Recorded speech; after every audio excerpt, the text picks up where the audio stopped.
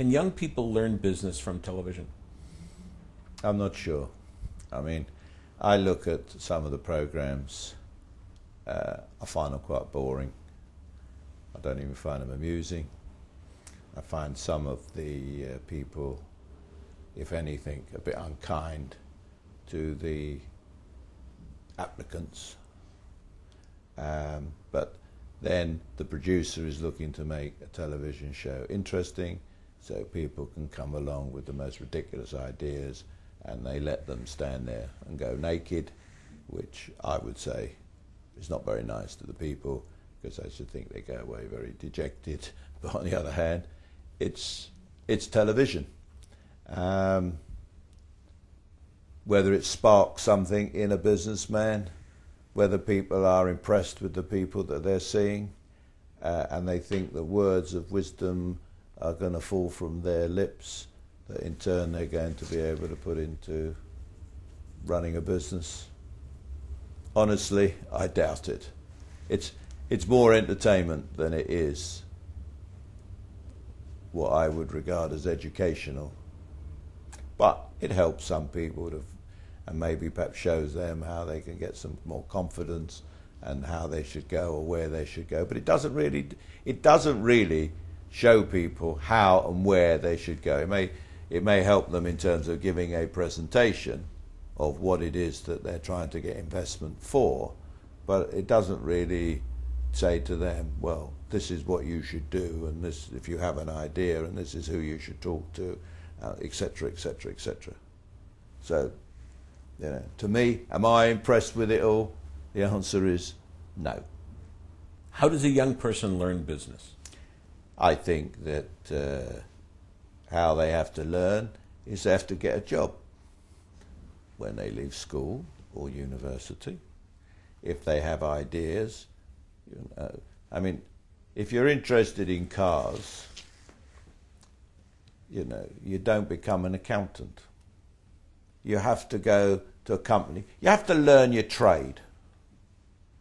I tell young men that. I have lots of fathers send their children or ask me would I see their son and help point him in a direction of what he should do.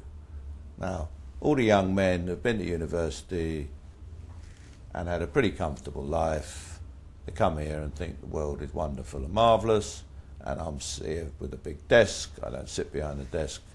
I sit in a chair, they sit there, I talk to them, and right away say, well, I want to make £1 million by the time I'm X.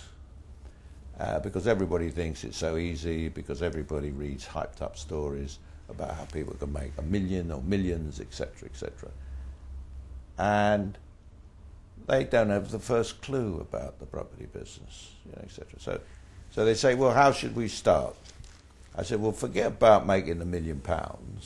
Learn the business. Now, if you're interested in residential properties, go and work for an estate agent. You work an area, you understand the values, you understand where there could perhaps be an opportunity. And when you know and understand the business, which will take you a year, 18 months to get a feel of, the next year, 18 months, if you can get a bit of backing, wherever it comes from, you'll see an opportunity of a house that will come up, etc., etc., and then you buy it. And then you either then look to turn it, or you look to turn it into apartments, or whatever, or it's a house to rent, etc. Now, of course, in the old days, you could buy a house, do a quick deal where somebody is looking for a very quick sale, which is value, get a mortgage for most of the money, and you'd get an arbitrage in terms of the return and income of the property, and then you could sell the property and make a profit. All sounds very simple. It's simple like everything in life if you know what you're doing. Now, and you start on the ladder, and then having done one house, you do another one, another. If it's commercial property that interests you, go and work for one, get a job. First of all, get your management degree in property management science, whatever, and go and work for one of the major houses, whether it's CBRE, Jones Lang Wootton, Savills, etc. And Do your apprenticeship there for a few years. Learn the business. Learn to understand values. Learn to understand the product, etc., etc. And then, if you've got ability, you'll move forward and you'll get into a development company or an investment company, and then you start getting your act together, make money. You know, property is a long-term business. You don't just go in it and, presto, you know, I'm in it for 2 minutes and I made $1 million or 2 million. I mean, but when you're very young, you think you could do that. And when you're very young and you're looking at all your friends driving a flash sports car, or in your little area, if it's northwest London or wherever you're living, you think to yourself, you know, I want to make plenty of money, I want to be able to do this, that and the other, because that's how you are when you're 17, 18, 21, 22. I'm still punching away thinking that way at 70 years of age.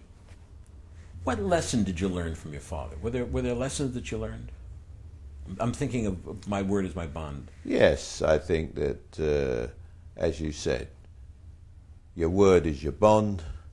Never say to somebody, I'll give you a call and we'll have lunch together, if you don't intend to, when you do go back to the office, to pick up the phone and do it. Again, old school, old principles. He may not have been politically correct, but he was right on the button and to the point with things, and didn't beat about the bush. Straightforward, black and white.